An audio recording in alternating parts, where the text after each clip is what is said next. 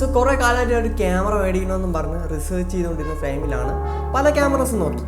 Nikon നോക്കി, ഫുജിയുടെ X-T200 നോക്കി, ബാക്കിയുള്ള കാനോണിൻ്റെ ക്യാമറാസ് എല്ലാം നോക്കി വന്നൊരു ടൈമിലാണ് ഞാൻ Fujifilm X-T200 എടുക്കാമെന്ന് പറഞ്ഞ് സെറ്റിലായത്. ലൈക്ക് X-T200 ബെറ്റർ ഫീച്ചേഴ്സ് ഉണ്ടായിരുന്നു ബാക്കിയുള്ള ക്യാമറസിനാകട്ടും. മാത്രമല്ല ഫിലിം സിമുലേഷൻസ് ഇഷ്ടം പോലെ ആ ക്യാമറസ് ഉണ്ടായിരുന്നു.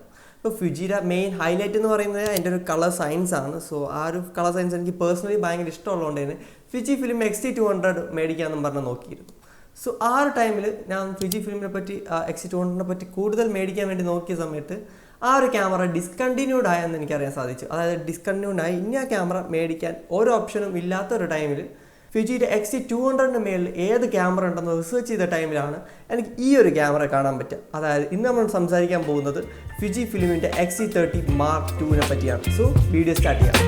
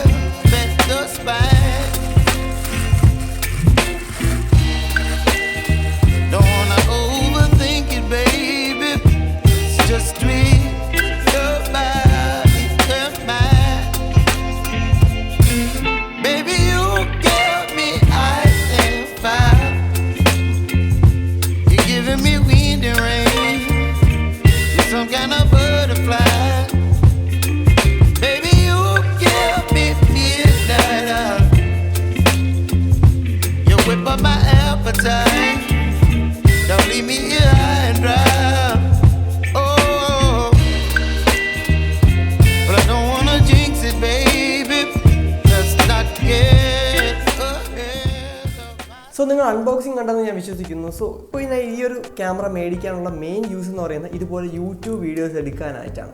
എന്നാൽ ഈ ഒരു ക്യാമറ കമ്പനി മെയിനായിട്ട് മാർക്കറ്റ് ചെയ്യുന്നത് ഫോട്ടോഗ്രാഫി ക്യാമറയായിട്ടാണ്.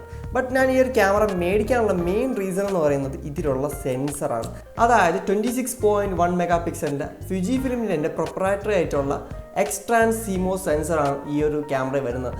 അതുകൊണ്ട് തന്നെ Fujifilmൻ്റെ ഒരു സ്റ്റേറ്റ്മെൻറ്റ് എന്ന് പറയുന്നത് ഈ X-Trans സെൻസർ കൂടുതൽ ലൈറ്റ് ക്യാപ്ചർ ചെയ്യും. അതായത് ഫുൾ ഫ്രെയിം ക്യാമറയുടെ പെർഫോമൻസ് APS-C സൈസിൽ തരുമെന്നാണ് Fujifilm ക്ലെയിം ചെയ്യുന്നത്. സോ ഇതിൽ എത്രമാത്രം സത്യമുണ്ടെന്ന് ഇതിനെ ജഡ്ജ് ചെയ്യാൻ ഞാൻ ഫുൾ ഫ്രെയിം ക്യാമറ യൂസ് ചെയ്തിട്ടില്ല. മാത്രമല്ല എന്തായാലും ഫുൾ ഫ്രെയിമിൻ്റെ സൈസ് ഫോട്ടോഗ്രാഫിയുടെ ആ ഒരു ക്രോപ്പ് ഫാക്ടർ ഉണ്ടല്ലോ, APS-Cയുടെ ഒരു ക്രോപ്പ് ഫാക്ടർ വരും. ആ ഒരു ക്രോപ്പ് എന്തായാലും ഈ ഒരു സെൻസറിന് വരുന്നുണ്ട്. അല്ലാതെ ഫുൾ ഫ്രെയിമിൻ്റെ ആ ഒരു സൈസ് എന്തായാലും ഈ ഒരു ക്യാമറയിൽ കിട്ടുന്നില്ല. ബട്ട് നമുക്ക് ആ ഒരു ക്വാളിറ്റി വെച്ച് നോക്കുകയാണെങ്കിൽ ലോ ലൈറ്റിലും കാര്യങ്ങളിലൊക്കെ നല്ല ക്വാളിറ്റി പിക്ചേഴ്സ് ഈ ഒരു ക്യാമറ യൂസ് ചെയ്ത് എടുക്കാൻ പറ്റും. അത് ഞാൻ ഈ ഒരു വീഡിയോ കണ്ടിന്യൂ ചെയ്യുമ്പോൾ ഞാൻ ആ പിക്ചേഴ്സൊക്കെ ആഡ് ചെയ്യാവുന്നതാണ്. സോ നമുക്ക് ഫസ്റ്റ് തന്നെ ഇതിൻ്റെ ഫിസിക്കൽ ഓവർവ്യൂ നോക്കുകയാണെങ്കിൽ, സോ ഞാൻ ഇവിടെ ചൂസ് ചെയ്തിരിക്കുന്ന കളർ സിൽവർ ആണ്. ഇത് സിൽവറിന് മാത്രമല്ല ബ്ലാക്കിലും അവൈലബിൾ ആണ്. ബട്ട് എനിക്ക് കുറച്ച് റെട്രോ സ്റ്റൈലിംഗ് ഇഷ്ടമായതുകൊണ്ട് തന്നെ ഞാൻ കുറച്ച് ക്ലാസി സ്റ്റൈലായിട്ടുള്ള സിൽവർ ചൂസ് ചെയ്തു. ബ്ലാക്ക് ആകുമ്പോൾ കുറച്ച് പ്രൊഫഷണൽ ലുക്കും കാര്യങ്ങളൊക്കെ ബ്ലാക്ക് പ്രൊവൈഡ് ചെയ്യുന്നുണ്ട്. ഞാൻ ഇവിടെ ചൂസ് ചെയ്തിരിക്കുന്നത് സിൽവർ കളറാണ്. ഈ ഒരു ക്യാമറയുടെ ബിൽഡ് എന്ന് പറയുന്നത് അടിപൊളി ബിൽഡാണ്. നമുക്കൊരു ലെതർ ടൈപ്പ് മെറ്റീരിയലൊക്കെയാണ് ആ ഒരു ബ്ലാക്ക് പോർഷൻ വരുന്നത്. ഒരു ലെതർ ടൈപ്പ് മെറ്റീരിയലാണ്. മാത്രമല്ല കംപ്ലീറ്റ് ഡയൽസാണ്. നമുക്ക് എന്ത് അഡ്ജസ്റ്റ് ചെയ്യണമെങ്കിലും ഡയൽസിൻ്റെ ത്രൂ ആണ് നമുക്ക് അഡ്ജസ്റ്റ് ചെയ്യാൻ പറ്റുന്നത്. അതൊക്കെ ഭയങ്കര യൂണീക്കായിട്ട് ഒരു പഴയ ഒരു ഫിലിം ക്യാമറയിലൊക്കെ എങ്ങനെയാണോ മെക്കാനിസം വന്നിട്ടുള്ളത് അതെല്ലാം Fujifilm റീറ്റെയിൻ ചെയ്തിട്ടുണ്ട്. Fujifilmൻ്റെ ഒട്ടുമിക്ക ക്യാമറാസും ഈ ഒരു ടൈപ്പ് സ്റ്റൈലിങ്ങിലായിരിക്കും മാനുഫാക്ചർ ചെയ്യുന്നത്. ആ ഒരു സ്റ്റൈലിംഗ് ഇവിടെയും മെയിൻറ്റെയിൻ ചെയ്തിട്ടുണ്ട്. ഈ ഒരു ക്യാമറ അത്യാവശ്യം നല്ല ബിൽഡ് ക്വാളിറ്റിയും അത്യാവശ്യം ഒരു ചെറിയ കുഞ്ഞു ക്യാമറയാണ്. പക്ഷെ നല്ല ബിൽഡും കാര്യങ്ങളൊക്കെ ഈ ക്യാമറ ഓഫർ ചെയ്യുന്നുണ്ട്. ഇതിൻ്റെ കൂടെ യൂസ് ചെയ്തിരിക്കുന്ന ലെൻസ് എന്ന് പറയുന്നത് 15-45 ലെൻസാണ്, കിറ്റ് ലെൻസാണ്. ഈ ലെൻസ് എങ്ങനെയുണ്ടെന്ന് ചോദിച്ചാൽ അത്യാവശ്യം കുഴപ്പമില്ലാത്ത ലെൻസാണ്. ബട്ട് നിങ്ങൾക്ക് ബഡ്ജറ്റ് ഉണ്ടെങ്കിൽ വേറെ ഒരു ഓപ്ഷൻ ഉണ്ട്. അതായത് ഫുജിയുടെ തന്നെ 18-55 mm ലെൻസ് വരുന്നുണ്ട്. ബട്ട് അത് one of the best kit lenses ആണ്. അത് നിങ്ങൾക്ക് ബഡ്ജറ്റ് ഉണ്ടെങ്കിൽ ആ ലെൻസസ് മേടിക്കുന്നതാണ് കുറച്ചുകൂടെ ബെറ്റർ. ബട്ട് എൻ്റെ ഒരു പർപ്പസ് വീഡിയോ എടുക്കുന്നതായതുകൊണ്ട് തന്നെ കുറച്ചുകൂടെ വൈഡ് എനിക്ക് വേണം. അതുകൊണ്ടാണ് 15mm ലെൻസ് ഇവിടെ യൂസ് ചെയ്തിരിക്കുന്നത്. പിന്നെ ഈ ക്യാമറയിൽ ഈ ലെൻസ് മാത്രമാണ് അത്യാവശ്യം പ്ലാസ്റ്റിക് ഫീൽ തരുന്നത്. ബാക്കിയുള്ള കോമ്പോണൻറ്റ്സ് എല്ലാം തന്നെ അത്യാവശ്യം വെൽ ബിൽഡ് ആയിട്ടാണ് ഫീൽ ചെയ്യുന്നത്. ഭയങ്കര ഒരു Fujifilm നമ്മൾ എക്സ്പെക്ട് ചെയ്യുന്ന ഒരു ക്വാളിറ്റി ഈ ഒരു ക്യാമറയിൽ മെയിൻറ്റെയിൻഡ് ആണ്. നല്ല ബിൽഡ് ക്വാളിറ്റിയാണ് ഈ ഒരു ക്യാമറ ഓഫർ ചെയ്യുന്നത്. താഴെ നോക്കുകയാണെങ്കിൽ നമുക്കിവിടെ ബാറ്ററി ഇടാനുള്ള സ്ലോട്ട് കാണാൻ പറ്റും. അവിടെ തന്നെയാണ് നമ്മുടെ മെമ്മറി കാർഡും നമ്മൾ ഇൻസേർട്ട് ചെയ്യുന്നത്. നമുക്ക് ബാറ്ററിയും മെമ്മറി കാർഡും വരുന്നുണ്ട്. സോ അത് നമുക്ക് ഇൻസേർട്ട് ചെയ്തിടാവുന്നതാണ്. സോ ഇത് മേടിച്ചപ്പോൾ ഇതിൻ്റെ കൂടെ ഫ്രീ ആയിട്ട് ബാറ്ററിയും ഒരു 16GB മെമ്മറി കാർഡും തരുന്നുണ്ട്.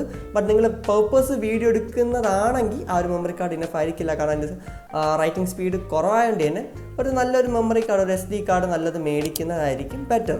പിന്നെ ഇതിനൊരു ഫ്ലാഷ് വരുന്നുണ്ട്. ഫ്ലാഷിന് അങ്ങനെ പൊതുവേ ഈ ക്യാമറാസിലൊന്നും ഫ്ലാഷ് യൂസ് ചെയ്യാറില്ല, എങ്കിലും ഫ്ലാഷ് ഇവിടെ തന്നിട്ടുണ്ട്. അതുപോലെ തന്നെ ഇതിൽ വരുന്ന കംപ്ലീറ്റ് ഡയൽസ് മെറ്റലാണ്. അത്യാവശ്യം നല്ല പ്രീമിയം ഫീൽ തരുന്നുണ്ട്. പിന്നെ ഒരു യൂണീക്ക് ഡിസൈനാണ്. ഇതിലുള്ള എല്ലാ കോമ്പോണൻസും ഒരു യൂണീക്ക് ഡിസൈനാണ്. പിന്നെ ഇവിടെ ഓട്ടോ മോഡ് ഇട്ട് നമുക്ക് ഫോട്ടോ എടുക്കണമെങ്കിൽ അതിനുള്ള ഓപ്ഷൻ തന്നിട്ടുണ്ട്. മാത്രമല്ല നമുക്ക് ഫ്രണ്ടിലോട്ട് നോക്കുകയാണെങ്കിൽ ഒരു ടാലി ലൈറ്റ് തന്നിട്ടുണ്ട്. അതായത് ഇപ്പോൾ വീഡിയോ ഷൂട്ട് ചെയ്യുകയാണെങ്കിൽ ഈ ഒരു ലൈറ്റ് ബ്ലിങ്ക് ചെയ്തുകൊണ്ടിരിക്കും. അങ്ങനെ നമുക്ക് അറിയാൻ പറ്റും ഈ ക്യാമറ വീഡിയോ എടുക്കുകയാണെന്ന്. സോ വീഡിയോഗ്രാഫിയുടെ പോയിന്റും ഫോട്ടോഗ്രാഫിയുടെ പോയിന്റും നമ്മൾ അടുത്ത് പറയുന്നതാണ്.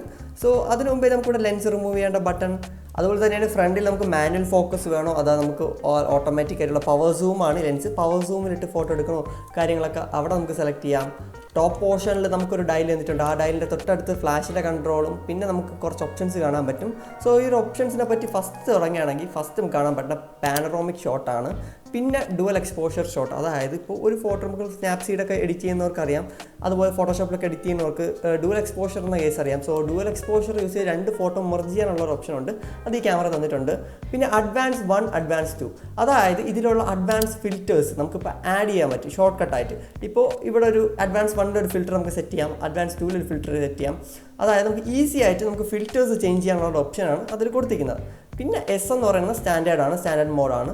CL എന്ന് പറയുന്നത് നമുക്ക് 8 ഫ്രെയിംസ് പെർ സെക്കൻഡ് ഒറ്റ ക്ലിക്കിൽ ഇങ്ങനെ എടുക്കാൻ പറ്റും. അതിപ്പോൾ എങ്ങനെയാണെന്ന് ചോദിച്ചാൽ ഇപ്പോൾ CL ഇടുക, നമ്മളിങ്ങനെ മെക്കാനിക്കൽ ഷട്ടർ, ഇത് മെക്കാനിക്കൽ ഷട്ടർ യൂസ് ചെയ്ത് നമുക്ക് 8 ഫ്രെയിംസ് എടുക്കാൻ പറ്റും. അപ്പോൾ നമുക്ക് തോന്നാം ഇത് 8 ഫ്രെയിംസ് അല്ലേ ഉള്ളൂ, എന്താണ് ലൈക്ക് ബെനിഫിറ്റ് എന്താണെന്നൊക്കെ തോന്നാം. അപ്പോൾ നമുക്ക് പറയാനുള്ളതെന്ന് വെച്ചാൽ നമുക്ക് മെയിനായിട്ട് പറയാനുള്ളത് ഇതിൽ 8 ഫ്രെയിംസേ ഉള്ളൂ. എങ്കിലും നമുക്കിതിൽ ഇപ്പോൾ മെക്കാനിക്കൽ ഷട്ടറിലാണ് 8 ഫ്രെയിംസ്, നമുക്കതിനെ ഹൈബ്രിഡായിട്ട് യൂസ് ചെയ്യാം. അതായത് നമുക്കിപ്പോൾ ഇത് മെക്കാനിക്കൽ ഷട്ടർ ഓഫ് ചെയ്ത് വെച്ച് നമുക്ക് നോർമൽ ഷട്ടർ, അതായത് നമ്മുടെ ഇലക്ട്രോണിക് ഷട്ടർ യൂസ് ചെയ്ത് നമുക്ക് 20 ഫ്രെയിംസ് എടുക്കാം. അത് നമുക്ക് വീണ്ടും 30 ഫ്രെയിമിലേക്ക് എക്സ്റ്റെൻഡ് ചെയ്യാൻ പറ്റും. അതിപ്പോൾ നമുക്കൊരു പ്രശ്നം എന്ന് പറയുന്നത് 30 ഫ്രെയിം വരെ പോവുമെങ്കിലും ക്രോപ്പ് ഫാക്ടർ വരുന്നുണ്ട്. സോ വൈൽഡ് ലൈഫ് ഫോട്ടോഗ്രാഫിക്കൊക്കെ യൂസ് ചെയ്യുന്നുണ്ടെങ്കിൽ നമുക്ക് ആ 30 ഫ്രെയിമിൻ്റെ ഓപ്ഷനും ഇവിടെ വരുന്നുണ്ട്. സോ നെക്സ്റ്റ് ആയിട്ട് നമുക്ക് കാണാൻ പറ്റുന്ന BKT1, BKT2 എന്ന് 2 ബട്ടൺസ് കൊടുത്തിട്ടുണ്ട്. സോ അത് മെയിൻലി നമുക്ക് കസ്റ്റമൈസബിൾ ആണ്. ഈ 2 ബട്ടൺസും നമുക്ക് അഡ്വാൻസ് 1, അഡ്വാൻസ് 2 ഉള്ള ഫിൽറ്റർ അസൈൻ ചെയ്ത് കൊടുക്കുന്നതും കസ്റ്റമൈസബിൾ ആണ്. നമുക്ക് ഇഷ്ടമുള്ള ഫിൽറ്റേഴ്സ് അസൈൻ ചെയ്ത് കൊടുക്കാം, നമുക്ക് ഇഷ്ടമുള്ള ഫങ്ഷനാലിറ്റീസ് ഈ 2 ബട്ടൺസിലും അസൈൻ ചെയ്ത് കൊടുക്കാം. ലാസ്റ്റ് ആയിട്ട് വരുന്നതാണ് വീഡിയോ നമ്മൾ വീഡിയോ ഷൂട്ട് ചെയ്യുമ്പോൾ നമുക്ക് ഈ ഒരു നോബിലേക്ക് റൊട്ടേറ്റ് ചെയ്തിട്ട് കൊടുത്താൽ വീഡിയോ ഷൂട്ട് ചെയ്യാം. നമുക്ക് ഫ്ലാഷിൻ്റെ തൊട്ടപ്പുറത്തായിട്ട് നമുക്ക് ഷട്ടറിൻ്റെ അഡ്ജസ്റ്റബിലിറ്റി നമുക്ക് വരുന്നുണ്ട്. അതായത് നമുക്ക് ഇവിടെ നിന്ന് ലൈക്ക് ഓട്ടോ ഇട്ട് കൊടുത്താൽ ഓട്ടോയിലോട്ട് ഷട്ടർ ആവും. അത് മാത്രമല്ല നമുക്ക് ഓരോ ഷട്ടർ സ്പീഡായിട്ട് 1/2000 അങ്ങനെയൊക്കെ ഷട്ടർ അഡ്ജസ്റ്റ് ചെയ്ത് കൊടുക്കാവുന്നതാണ്. സോ ഇതിലിപ്പോൾ ഷട്ടർ സ്പീഡ് നോക്കുകയാണെങ്കിൽ 30 കഴിഞ്ഞ് 60 ആണ്. സോ നമുക്കതിപ്പോൾ 50 ഒക്കെ വേണമെങ്കിൽ നമ്മൾ നേരെ 60ലേക്ക് വയ്ക്കുക. എന്നിട്ട് ഇതാ ഇവിടെ ഒരു റൊട്ടേറ്റിംഗ് നോബുണ്ട്. സോ അതൊന്ന് റൊട്ടേറ്റ് ചെയ്ത് കൊടുക്കുമ്പോൾ തന്നെ നമുക്ക് ആ ഷട്ടർ സ്പീഡ് 50ലേക്ക് ആയിട്ട് സെറ്റ് ചെയ്യാൻ പറ്റുന്നതാണ്. സോ അങ്ങനെ ഒരു ഫങ്ഷനാലിറ്റി ഉണ്ട്. സോ പിന്നെ അടുത്തൊരു ഡയൽ വരുന്നതെന്ന് പറയുന്നത് നമ്മുടെ എക്സ്പോഷർ അഡ്ജസ്റ്റ് ചെയ്യേണ്ട ഒരു ഡയലും കൂടെ ഇവിടെ വരുന്നുണ്ട്. സോ ഈ ഒരു ഷട്ടറിൻ്റെ ബട്ടണിൽ തന്നെ ഒരു ഓട്ടോ സ്വിച്ചും ഉണ്ട്. അതായത് നമുക്കൊരു ഓട്ടോയിൽ ഇടണമെങ്കിൽ നമുക്ക് ഇത് ഒന്ന് താഴ്ത്തു കൊടുത്താൽ ഓട്ടോയിലേക്ക് വയ്ക്കോളും. പിന്നെ നമുക്ക് ഓൺ ഓഫ് സ്വിച്ച് ഉണ്ട്, നമുക്ക് ഓൺ ഓഫ് സ്വിച്ച് വരുന്നുണ്ട്. പിന്നെ ഫങ്ഷൻ ബട്ടൺ വരുന്നുണ്ട്. സോ ഇതും കസ്റ്റമൈസബിൾ ആണ്. എന്നാൽ ഡിഫോൾട്ടായിട്ട് ഇതിൽ വച്ചിരിക്കുന്ന കസ്റ്റം എന്ന് പറയുന്നത് നമ്മൾ ബൂസ്റ്റ് മോഡോ പെർഫോമൻസ് മോഡ് ഇടണോ വേണ്ടേ എന്നൊരു ബട്ടണാണ് ഇപ്പോൾ ഡിഫോൾട്ടായിട്ട് കൊടുത്തിട്ടുള്ളത്. സോ പിന്നെ നമ്മൾ നോക്കുന്നത് ഇതിൻ്റെ പോർട്ട്സും കാര്യങ്ങളൊക്കെയാണ്. ഒരു മിനി HDMI പോർട്ട് തന്നിട്ടുണ്ട്, Type-C തന്നിട്ടുണ്ട്. പിന്നെ ഇതിൻ്റെ ഒരു മെയിൻ പ്രശ്നം എന്ന് വെച്ചാൽ നിങ്ങൾ വ്ളോഗും കാര്യങ്ങളൊക്കെ എടുക്കുന്നവരാണെങ്കിൽ ഈ ഒരു ക്യാമറ എടുക്കല്ലേ. അതിന് പറയാനുള്ളൊരു മെയിൻ ഇഷ്യൂ എന്ന് പറയുന്നത് ഇതിൽ 2.5mm ജാക്കാണ്. അതായത്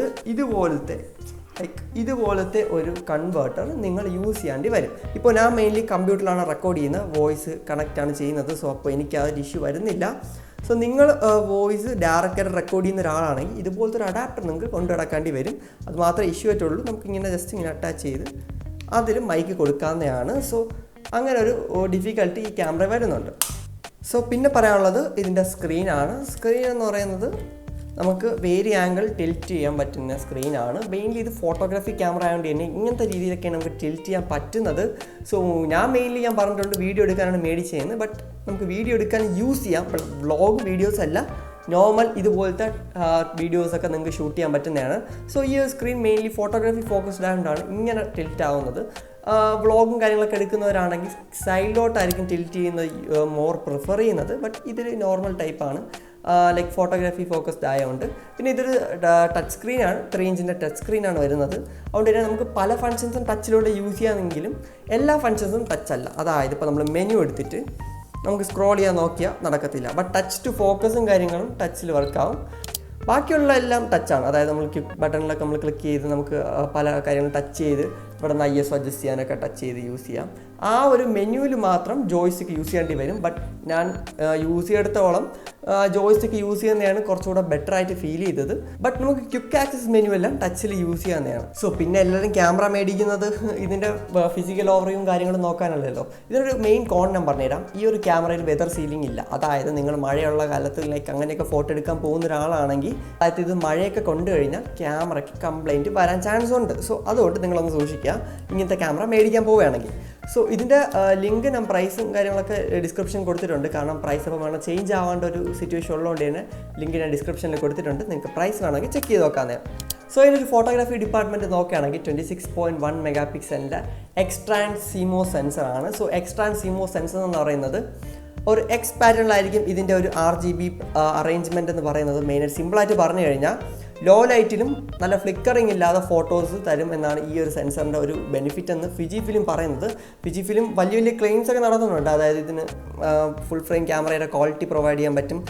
എന്തൊക്കെ പറഞ്ഞാലും ഫുൾ ഫ്രെയിമിൻ്റെ സൈസ് ഇതിന് വരത്തില്ല. അതായത് ലൈക്ക് ഫോട്ടോ എടുക്കുമ്പോൾ വരുന്ന മെഗാബൈറ്റിൻ്റെ സൈസ് അല്ല. ഫോട്ടോ ഇപ്പോൾ ഒരു പിക്ചർ കാണിച്ചു തരാം.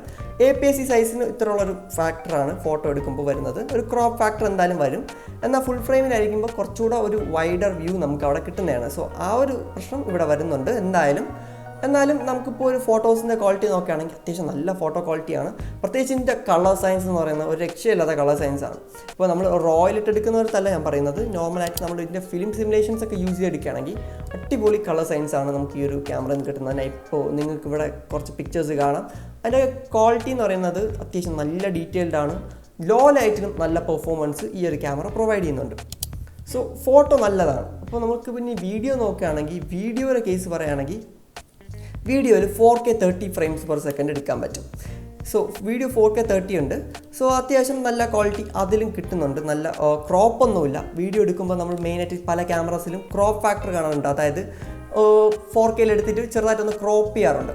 സോ ഈ ഒരു ക്യാമറയിൽ വീഡിയോ എടുക്കുന്നതെന്ന് വെച്ചാൽ 6K വീഡിയോ എടുത്തിട്ട് അത് ഡൗൺ സാമ്പിളിങ് ചെയ്യും 4K. സോ അതുകൊണ്ട് എക്സ്ട്രീം ഡീറ്റെയിൽസ് പ്രിസർവ് ചെയ്യാൻ പറ്റുമെന്നാണ് Fujifilm അവകാശപ്പെടുന്നത്. പിന്നെ ഇതിൻ്റെ ഫിലിം സിമുലേഷൻസ് ഒരു രക്ഷയല്ല. നമുക്കിപ്പോൾ ഫിലിം സിമുലേഷൻ നോക്കുകയാണെങ്കിൽ എൻ്റെ ഫേവറേറ്റ് എന്ന് പറഞ്ഞാൽ പ്രോവി ഉണ്ട്, വെൽവേ അത്യാവശ്യം നല്ലതാണ്. നമുക്ക് നോർമലായിട്ട് നല്ല പിക്ചേഴ്സൊക്കെ എടുക്കാം. വെൽവേ ധാരാളമാണ്. പിന്നെ ക്ലാസിക് ക്രോം എന്ന് പറഞ്ഞൊരു ഫിൽറ്റർ, അടിപൊളി ഫിൽറ്ററാണ്. ഒരു നെഗറ്റീവ് വൈബൊക്കെ തരുന്ന ഒരു ഫിൽറ്ററാണ്. അത് നമുക്കിവിടെ അവൈലബിൾ ആണ്. സോ നമുക്ക് അങ്ങനെ കുറേ ഫിൽറ്റേഴ്സ് അവൈലബിൾ ആണ്. നമുക്കിനി എക്സ്ട്രാ ഫിൽറ്റേഴ്സ് വേണമെങ്കിൽ അഡ്വാൻസ് 1 അഡ്വാൻസ് 2 നമുക്ക് ഫിൽറ്റേഴ്സ് അസൈൻ ചെയ്ത് വെക്കാൻ പറ്റും. അത് ഞാൻ ഇപ്പോൾ മെയിനായിട്ട് സെറ്റ് ചെയ്ത് വെച്ചിരിക്കുന്ന ടോയും പിന്നെ അഡ്വാൻസ് ലെവൽ ഫിൽറ്റേഴ്സ് നമുക്കിവിടെ ആഡ് ചെയ്യാൻ പറ്റും. അത് നിങ്ങളുടെ പ്രിഫറൻസ് അനുസരിച്ച് ആഡ് ചെയ്യാം. ബട്ട് നമ്മൾ നോർമൽ ഒരു ഫോട്ടോ എടുക്കുന്നതാണെങ്കിൽ അത്യാവശ്യം നല്ല ക്വാളിറ്റിയാണ് കിട്ടുന്നത്. മെയിനായിട്ട് ഞാൻ ഓട്ടോ മോഡിയിട്ട് ഫോട്ടോ എടുക്കാറില്ല. കാരണം നിങ്ങൾ ഇത്രയും പൈസ കൊടുത്തൊരു ക്യാമറ മേടിച്ച് കഴിഞ്ഞാൽ പിന്നെ ഓട്ടോ മോഡിയിട്ട് എടുക്കുമ്പോൾ അത്രയും ക്വാളിറ്റി കിട്ടണമെന്നില്ല. സോ അതുകൊണ്ട് ഓട്ടോ മോഡിട്ട് റെക്കമെൻഡ് ചെയ്യുന്നതല്ല. നോർമൽ മാനുവൽ ഇട്ട് എടുക്കുക. അത്യാവശ്യം നല്ല ക്വാളിറ്റി കിട്ടുന്നുണ്ട്. അത്യാവശ്യം നല്ല കളേഴ്സും കാര്യങ്ങളൊക്കെ Fujifilm നമ്മൾ എക്സ്പെക്ട് ചെയ്യുന്ന ഒരു കളർ സയൻസ് നമുക്ക് ഈ ഒരു ക്യാമറയിലും കിട്ടുന്നുണ്ട്. സോ അതിനൊന്നും നോ ഡൗട്ട് Fujifilm എനിക്ക് മെയിനായിട്ട് ഞാൻ ക്യാമറ ചൂസ് ചെയ്യാൻ കാരണം ഇതിൻ്റെ കളർ സയൻസ് ആണ്. സോ പിന്നെ നിങ്ങൾ ചോദിക്കാം ഈ ഒരു ക്യാമറ ഞാൻ വീഡിയോ എടുക്കാനാണ് വാങ്ങിച്ചതെന്ന് പറഞ്ഞു. ബട്ട് ഇതൊരു വീഡിയോ ക്യാമറ അല്ല, ഇത് ഫോട്ടോഗ്രാഫി ക്യാമറയാണ്. എന്നാൽ ഈ ഒരു ക്യാമറയ്ക്ക് നമുക്ക് വീഡിയോ എടുക്കാൻ വേണ്ടി നമുക്ക് ലൈക്ക് ഇതുപോലത്തെ വീഡിയോസ് എടുക്കാനാണെങ്കിൽ നിങ്ങൾക്ക് വേറെ ഒന്നും ചെയ്യേണ്ട. ഇതിൻ്റെ ഒരു ആപ്പ് വരുന്നുണ്ട്. സോ ആ ഒരു ആപ്പ് യൂസ് ചെയ്ത് സിങ്ക് ചെയ്താൽ മാത്രം മതിയാവും. ആ ഒരു ആപ്പിൽ നമുക്ക് റിമോട്ട് കൺട്രോളായിട്ട് ഇത് കാണാൻ പറ്റും. അതാ അപ്പോൾ നമുക്ക് പൊസിഷൻ ചേഞ്ച് ചെയ്യാനും നമുക്ക് എവിടെ ക്യാമറയിൽ നോക്കണം അങ്ങനെ കാര്യങ്ങളൊക്കെ നമുക്ക് അഡ്ജസ്റ്റ് ചെയ്യാം. ആ ഒരു ആപ്പ് തന്നെ ധാരാളമായിട്ട് നമുക്ക് യൂസ് ചെയ്യാം. പിന്നെ ഇതൊരു പവർ സൂം ലെൻസാണ്. ഞാൻ പറഞ്ഞിടത്തോളം ഈ ഒരു ലെൻസ് മേടിക്കുന്നുണ്ടെങ്കിൽ അത്ര ക്വാളിറ്റി എക്സ്പെക്ട് ചെയ്യില്ല. പക്ഷേ വീഡിയോഗ്രാഫിയും ബേസിക് ഫോട്ടോഗ്രാഫിയൊക്കെ ഈ ഒരു ലെൻസ് വെച്ച് നടക്കുന്നതാണ്. കുറച്ച് അഡ്വാൻസ് ഫോട്ടോഗ്രാഫിയാണ് നിങ്ങൾ നോക്കുന്നതെങ്കിൽ ഒരു 18 to 55 mm ലെൻസ് എടുക്കുന്നതായിരിക്കും കുറച്ചുകൂടെ ബെറ്റർ ആയിട്ടുള്ള ഓപ്ഷൻ. പിന്നെ X-T30 X-T30 Mark II വെച്ച് എന്ത് ഡിഫറൻസ് എന്ന് പലരും ചോദിക്കാറുണ്ട്. സോ മെയിൻ ഡിഫറൻസ് വരുന്ന ഈ സ്ക്രീനിലാണ്. സ്ക്രീൻ 1.1 മില്യൺ ഡോട്ട്സ് എന്തോ ആയിരുന്നു റെസൊല്യൂഷൻ, അത് 1.6 ആക്കി. സോ ബെറ്റർ റെസൊല്യൂഷനുള്ള സ്ക്രീനും കാര്യങ്ങളും കിട്ടുന്നുണ്ട്. ബട്ട് ഈ ഒരു പ്രൈസിന് എന്തുകൊണ്ട് ഈ ക്യാമറ എടുക്കണമെന്ന് ചോദിച്ചാൽ നിങ്ങൾക്ക് നല്ല ഫോട്ടോഗ്രാഫി അത്യാവശ്യം ഇതുപോലത്തെ വീഡിയോസ് എടുക്കാനും 4Kയിൽ നല്ല ക്വാളിറ്റിയുള്ള ഒരു ക്യാമറ വേണമെങ്കിൽ നിങ്ങൾക്ക് ഡെഫിനറ്റ്ലി ഇത് ചൂസ് ചെയ്യാവുന്നതാണ്. നല്ല ക്വാളിറ്റി തന്നെ പ്രൊവൈഡ് ചെയ്യുന്നുണ്ട്. നിങ്ങൾക്ക് ഇപ്പോൾ കാണും പോലത്തെ സാമ്പിൾ ഇമേജസിലൊക്കെ കാണാം. ഇതൊക്കെ നല്ല ക്വാളിറ്റി ഇമേജസ് ആണ് ഇത് പ്രൊവൈഡ് ചെയ്യുന്നത്. മാത്രമല്ല നമ്മൾ കഴിഞ്ഞ 2 വീഡിയോ ഈ ഒരു ക്യാമറ യൂസ് ചെയ്യാൻ ഷൂട്ട് ചെയ്തു. ഭയങ്കര ഒരു ബ്ലറും കാര്യങ്ങളൊക്കെ കിട്ടുന്നുണ്ട്, ബാക്ക്ഗ്രൗണ്ട് സെപ്പറേഷനൊക്കെ കിട്ടുന്നുണ്ട്. നല്ല ഡീറ്റെയിൽ പ്രിസർവ്ഡ് ആണ് ഈ ഒരു ക്യാമറയിൽ നിന്ന് എടുക്കുന്ന ഫുട്ടേജ് എന്ന് പറയുന്നത്. അത്യാവശ്യം സൈസും വരുന്നുണ്ട്. സോ ഈ ഒരു വീഡിയോ നിങ്ങൾക്ക് ഇഷ്ടമായെങ്കിൽ തീർച്ചയായിട്ടും നമ്മുടെ ചാനൽ സബ്സ്ക്രൈബ് ചെയ്യാൻ, ലൈക്ക് ചെയ്യാനും ഷെയർ ചെയ്യാനും മറക്കണ്ട. അടുത്തൊരു വീഡിയോ കാണാം. Bye bye.